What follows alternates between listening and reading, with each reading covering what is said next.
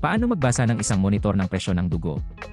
Ang regular na pagsubaybay sa iyong presyon ng dugo ay mahalaga sa pagpigil sa hypertension, sakit sa puso, sakit sa bato, at higit pa. Gayunpaman, ang pagkuha ng iyong presyon ng dugo ay nangangailangan ng isang monitor ng presyon ng dugo. Ngayon, maaaring nagtataka ka kung paano basahin ang aparato. Sa madaling sabi, may dalawang numero na kailangan mong pansinin.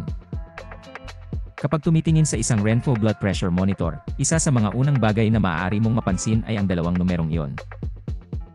Ang dalawang halagang ito ay mahalaga sa iyong mga pagbabasa ng presyon ng dugo, na karaniwang sumusukat sa puwersa ng dugo laban sa mga pader ng iyong mga daluyan ng dugo at isang tagapagpahiwatig kung gaano kahusay ang paggana ng iyong puso.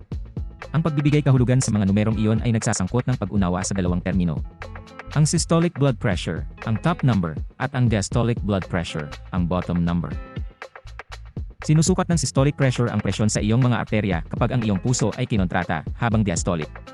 Sinusukat ang presyon sa pagitan ng mga tibok ng puso kapag ang iyong puso ay nagpapahinga. Kapag natapos na ang iyong Renpho blood pressure monitor sa pagkuha ng iyong presyon ng dugo, ihambing lamang ang iyong mga resulta sa ibinigay na graph upang makita kung mayroon kang normal na pagbabasa ng presyon ng dugo.